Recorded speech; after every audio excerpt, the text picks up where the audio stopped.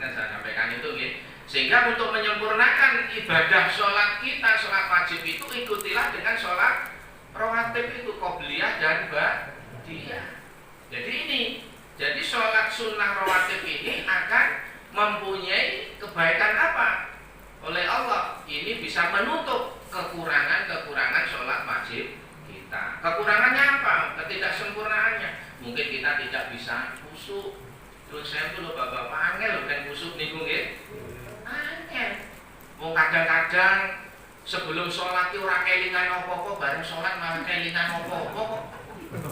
Lho, kenapa mboten gitu-gitu nggih? Nah ini berarti kan susah untuk khusyuk itu. Jangankan kita. Dulu ada sayembara sahabat itu, ketika ada sayembara tentang siapa nanti sholatnya yang paling khusyuk, saya kasih hadiah, kata Rasul. Saya kasih hadiah sorban saya yang bagus ini. Akhirnya pada ikut lomba khusyuk-khusyukan sholat kan gitu. Ketika Ali itu kan termasuk sholatnya paling khusyuk itu, Ali bin Abi Thalib itu khusyuk.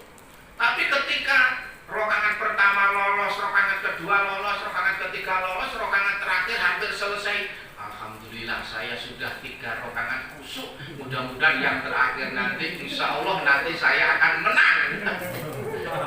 Nah ternyata apa? Ya tidak ada khusyuk. Karena sudah rakaat 4 akhirnya teringat apa? Hadiah Nabi kan gitu.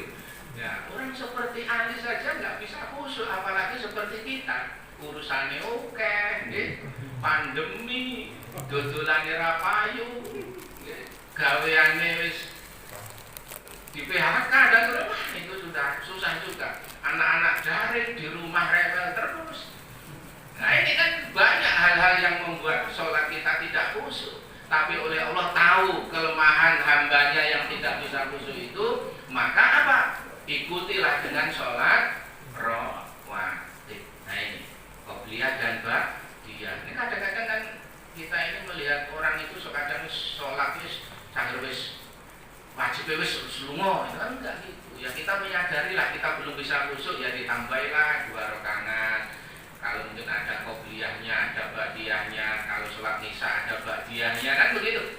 Kemudian kalau maghrib ada ba'diyahnya, kalau zuhur ada ba'diyah qobliyah. Kalau asar ada qobliyahnya kan gitu. Kemudian kalau subuh ada qobliyahnya kan begitu. Nah ini yang mu'akkadah. Tapi nanti kalau kita baca rawatib yang sunah-sunah yang lain di samping mu'akkadah, nanti ada sunah yang lainnya lagi, gitu. Jadi mungkin ada lebih, bukan hanya sekedar itu, ada yang lebih dari itu lagi, ada hadis yang lain lagi. Jadi nanti kita bisa belajar tentang sholat-sholat sunnah yang lain. Nah ini, kalau sholat qobliyah ba'diyah ini atau rawatib ini bisa menyempurnakan sholat fardu kita, maka kita sebaiknya juga menyempurnakan dengan sholat-sholat yang lain. Nah, perintah sholat setelah sholat fardu, ya, ada sholat sunnah yang mendapat perintah langsung melalui Al-Quran itu salah satunya adalah sholat lain. Nah ini, maka malam hari ini nanti saya sampaikan tentang peran atau apa pentingnya sholat malam ini. Oke? Jadi intinya kalau Isra Mi'raj sudah seperti tadi, pokoknya kelingan yang biar perintahnya ping 50 sedina sewengi. Tapi oleh Allah diberi kemurahan dapat diskon Muhammad karena apa? Ada usulan dari Musa tadi. Oke? Meskipun sebenarnya riwayatnya banyak sekali, kalau saya terangkan nanti semalam juga habis nanti versinya Umar bin Khattab seperti apa, versinya ini siapa dan seterusnya. Tapi pada intinya adalah tidak jauh berbeda ya tentang Isra Mi'raj diperjalankan Rasulullah dalam waktu semalam itu dari Masjidil Haram ke Masjidil Aqsa kemudian ke Sidratul Muntaha. Saya tidak akan membahas naiknya apa ya. Wis wallahu alam Gusti Allah, kalau ada nama buruk ya itu adalah merupakan istilahnya kekuasaan Allah. Hal seperti ini saya tidak mau banyak berdiskusi. Karena apa? Iku nek berdiskusi yo ora entek-entek sing ya. Wah, buruk iki kaya apa yo? Nek gambare kok jare buruk iki jarang ning ayu-ayu.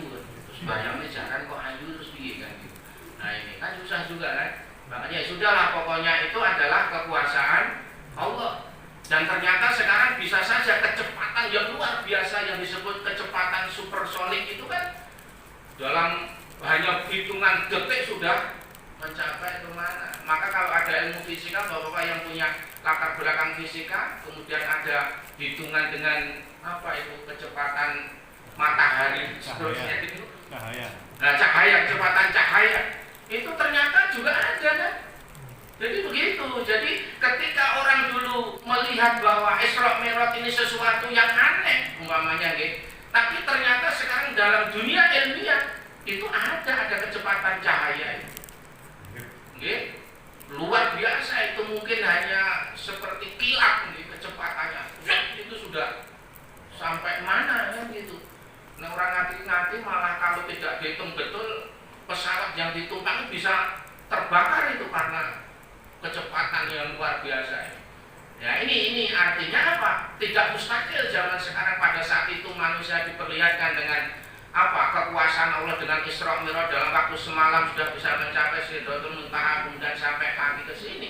Maka dikatakan di situ apa? Di situ tadi kan dikatakan bahwasanya itu termasuk apa?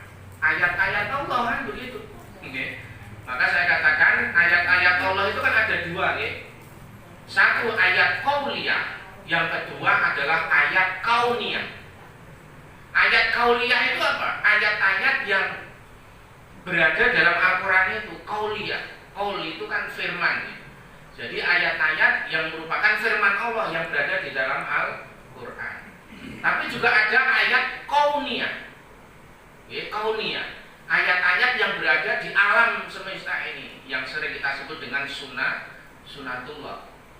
Misalkan inna fi khalqis samawati wal ardi wakhtilafil laili wan nahari la ayatil liulil albab. Jadi pergantian siang dan malam. Inna fi khalqis samawati wal ardi wakhtilafil laili wan nahari, pergantian siang dan malam, ciptakan langit dan bumi dan seterusnya. Ini ternyata sebagai tanda-tanda bagi orang-orang yang berilmu, berakal. Artinya apa? Allah memberi sarana yang berupa akal ini bisa mencari keilmiahan di dalam apa? Di dalam ayat-ayat kauniyah ini. Ternyata dari ayat itu bisa melahirkan ilmu-ilmu falak, ilmu hisab. Orang bisa menentukan waktu subuh, bisa menentukan hari, jam, dan seterusnya. Nah ini kan luar biasa ini.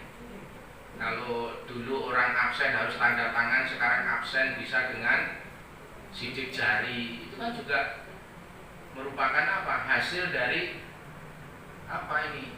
Orang-orang yang berpikir. Sekarang absen itu sudah pakai apa? Wajah. Sekarang mengukur suhu tidak harus pakai termogan. Sekarang sudah di depan pintu sudah langsung muncul suhu Anda sekian. Kalau lebih dari 37 derajat harap pulang. Kalau gitu sekarang sudah bisa disusun gitu. Jadi nggak usah ditunggu. Anda sekarang sudah mencapai katakan 38 derajat, pulang nggak boleh masuk. Nah ini berarti kan bisa.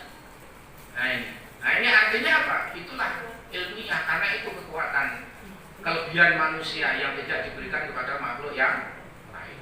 Nah ini selintas tentang Isra Mi'raj yang berkaitan dengan sholat wajib kita. Nah tentu mari kita ikuti juga di dalam apa? Di dalam beribadah ini kita ikuti dengan sholat sunnah yang lain.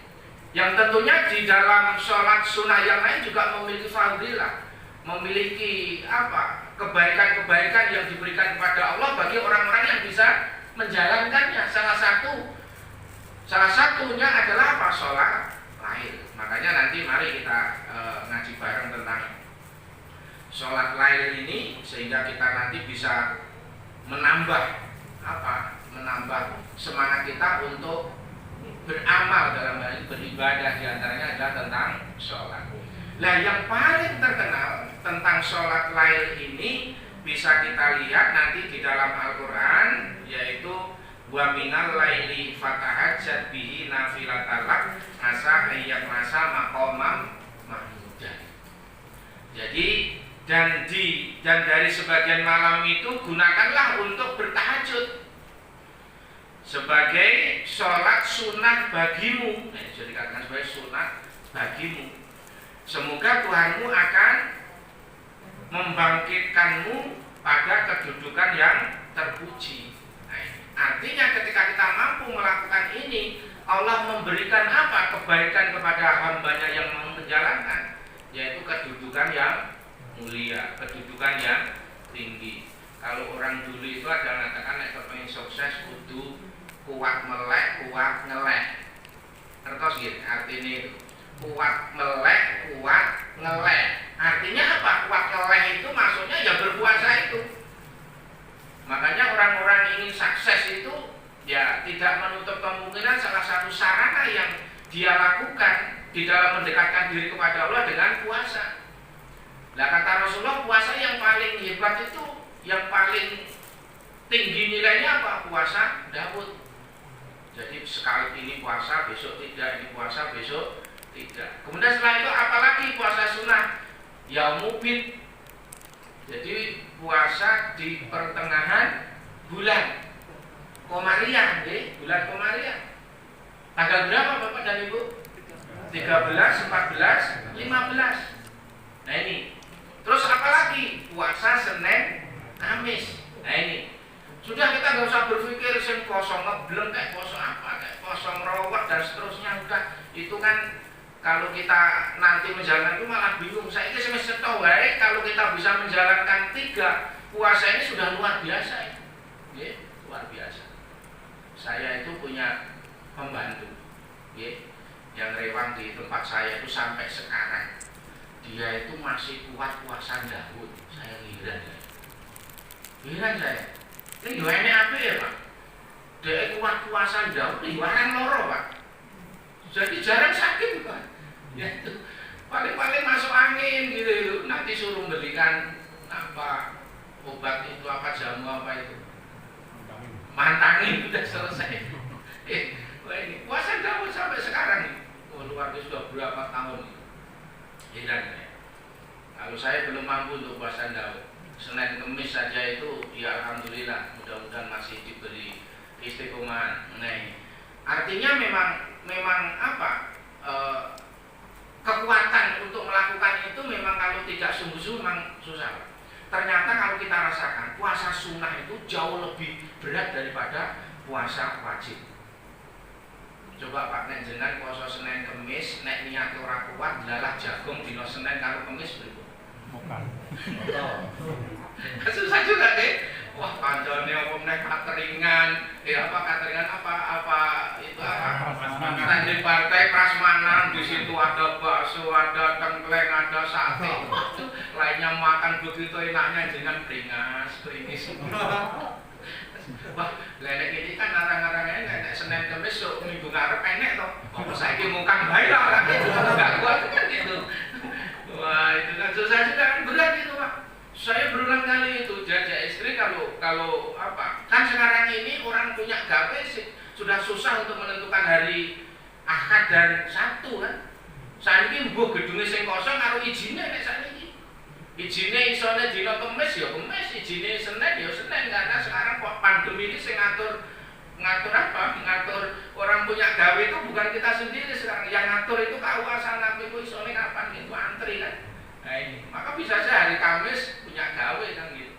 Nah ini, ternyata memang, tapi kalau betul akhirnya Allah ingatkan itu am hasibatum antakulul jannata walamma ya'lamillahu alladziina jahadu minkum wa ya'lamu sabirin. Siapa yang mengira kamu itu akan masuk surga sebelum nampak dengan jelas di depan Allah apa? Kesungguhan dan kesabaran.